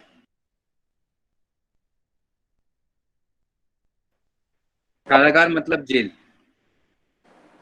तो राजा कारागार में जाते हैं और कहते हैं कि आज मेरा जन्मदिन है, तो मैं चाहता हूं कि आप सब कैदियों की एक कोई इच्छा मैं पूरी कर सकूं, जो आपके हृदय में है, जो आप सोच सकते हैं, जो आपकी मनोकल्पना है, मनोकामना है, उसको आप पूरा करो, आप मांगिए।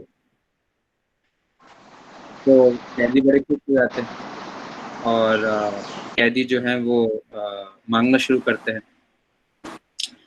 तो एक कैदी कहता है राजा साहब, यहाँ पर जो खाने की व्यवस्था बड़ी खराब, और यहाँ पर दाल जो है वो गली नहीं होती, सब्जी सड़ी हुई होती है, रोटी ढंग से भुनी नहीं होती, और घी तेल तो बहुत दूर की बात है, नमक हल्दी मसाले भी कम ज़्यादा होते रहते, बड़ी परेशानी होती। तो आप यहाँ का भोजनालय ठीक कर दीजिए।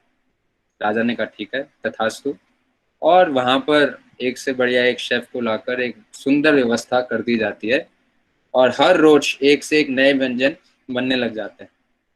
कभी लच्छेदार परांठा, कभी शाही पनीर, कभी मलाई कोफ्ता, सब कैदी मदमस्त हो जाते हैं। दूसरा कैदी कहता है राजा साहब यहाँ पर ना एंटरटेनमेंट का साधन बड़ा कम, ना यहाँ पर कोई बाहर से अंदर आता है, अंदर से कोई बाहर जाता है। तो आप यहाँ पर अखबार शुरू करा दीजिए, रेडियो शुरू करा दीजिए, टेलीविजन शुरू करा दीजिए, कभी हम भी नेटफ्लिक्स देख लेंगे, हम भी हॉलीवुड बॉलीवुड की फिल्म्स का आनंद उठा पाएंगे, तो मानसिक रूप से स्थित रहेंगे, प्रसन्न रहेंगे। तो राजा का ठीक है। राजा बड़े बड़े एलसीडी लगा देते हैं, टीवी लगा देते हैं, रेडियो शुरू हो जाता है, गाने बजाने शुरू हो जाते हैं, सब नाचते कूदते आनंद में आ जाते हैं। तो तीसरा कैदी कहता राजा यहाँ ना गर्मी बड़ी है, ना कोई पंखा है, ना कोई कूलर है, ना एसी है, और मच्छर भी काटते हैं, बदबू भी आती है, तो यहाँ पर सेंट्रल एयर कंडीशनिंग कर दीजिए। तो राजा वो भी कर देते हैं। तो इस तरीके से सब अपने अपनी कामनाएं पूरी करनी शुरू कर देते हैं। लेकिन जब समय होता था तो सबको पत्थर तोड़ने जाना होता था और सबको पूरा कैद साफ करना पड़ता था, और जो कैद की नियम है वो पालन करना पड़ता था। एक कैदी ने कुछ नहीं बोला था, तो राजा ने कहा यार तुम कुछ नहीं कह रहे, सबने अपने अपनी इच्छा पूरी कर ली, तुम क्या मांगते हैं? तो उस कैदी ने कहा राजा साहब मेरी ये इच्छा पूरी करेंगे? तो राजा ने कहा अरे मैं तो राजा हूँ, मैं तो किसी की भी इच्छा पूरी कर सकता हूँ, मांगो। तुम्हें विश्वास नहीं है क्या मेरी शक्ति पर? मैंने कहा राजा साहब मेरी इच्छा पता है क्या है? तो राजा ने कहा बताओ। मेरी इच्छा यह है मुझे रिहा कर दीजिए। तो राजा ने कहा हाँ ये व्यक्ति सबसे बुद्धिमान। तो हम वास्तव रूप में इस संसार में आए हैं यहाँ से रिहा होने के लिए, इस संसार में एसी लगाने के लिए, अखबार लगाने के लिए, मलाई कोफ्ते खाने के लिए नहीं, इस संसार से छूटने के लिए। लेकिन भगवान हमें ऐसा तरीका बता रहे हैं कि हम मलाई कोफ्ते खाते हुए, एयर कंडीशनिंग की ठंडी हवा लेते हुए, अखबार पढ़ते हुए भी इस संसार से छूट जाए। तो विन विन सिचुएशन कृष्ण बता रहे हैं। तो क्या करें, कारागार में रहें लेकिन अपने काम करते करते भगवान को बीच में सम्मिलित करें। लेकिन हम ये जानें कि कारागार को हमें सुंदर नहीं बनाना है, कारागार से छूटकर सुंदर घर में जाना है, ये समझना। ये पहला दिव्य ज्ञान हम भगवद गीता में सीखते हैं कि ये संसार में रहना और संसार में संसारिक चीजों को बढ़ाना प्रगति नहीं है। जैसे रोहित जी कह रहे थे संसार कैसे चलेगा, ये संसार चलाने के लिए नहीं है, ये संसार छोड़ने के लिए। अधिकांश लोग यही समझते हैं कि अगर सब भक्ति करेंगे तो ये संसार कैसे चलेगा। अरे संसार बना ही नहीं है। अगर नागरिक ये सोचे अगर कोई कैदी नहीं बनेगा तो जेल कैसे चलेगा, तो ये सोचना ठीक है क्या? जेल तो बना ही है कि जो कैदी शैतान हैं, जो कि नियमों का पालन नहीं करते वो, लेकिन सरकार चाहे तो जेल ही ना बनाए। वास्तव रूप में तो वो आध्यात्मिक जगत, जेल बनने की आवश्यकता है ना हो, जेल तो मजबूरी में बनता है। लेकिन अगर हम ये सोचें कि अगर हम जुर्म नहीं करेंगे तो कैदी नहीं बनेंगे, और कैदी नहीं बनेंगे तो कारागार खाली रहेगा, और कारागार खाली कैसे रह सकता है इसलिए मैं जुर्म करूंगा, तो ये सोचना तो अज्ञानता है। यही भगवान कह रहे हैं। ठीक है, क्लियर हुआ आप सबको? तो इसी के बाद आप इस पे और विचार कीजिएगा, और इसके बाद हम 5वां अध्याय अगली बार और अच्छी तरीके से पूरा करेंगे। तो मैं विशेष धन्यवाद देना चाहता हूँ कुछ भक्तों का। ऐसे कितने लोग हैं जो कि आज पहली बार हमें ज्वाइन कर रहे हैं? चैट बॉक्स में लिखिए। ऐसे कितने लोग हैं जो कि हमें फर्स्ट टाइम ज्वाइन कर रहे हैं?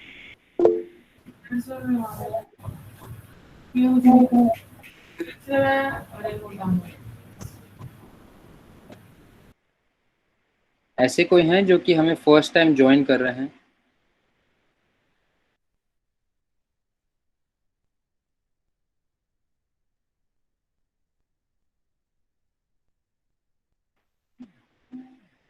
तो thank you so much for joining.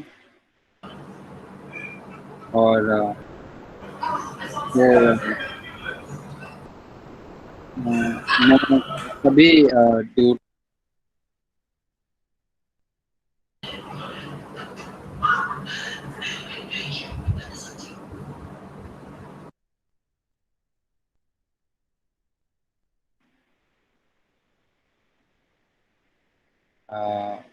Babita ji का, बेलू जी का, चारू माता जी का, दीपिका माता जी का, दिव्या जी का, अमन प्रभु का, गीता माता जी का, गुनिका जी का, हर्षिता क्लॉथ हाउस का, हरसिद्धि माता जी का, किरण माता जी का, किरण सैनी माता जी का, कृष्ण मुरारी प्रभु का, कृष्ण शारदा माता जी का, मान्य राधिका माता जी का, मंजू जी का, मंजू शारदा जी का, नीलम जी का, निधि माता जी का, निशा जी का, पल्लवी जी का। पल्लवी जी मैंने आपको बताया, she joins all the way from US, so very kind of her.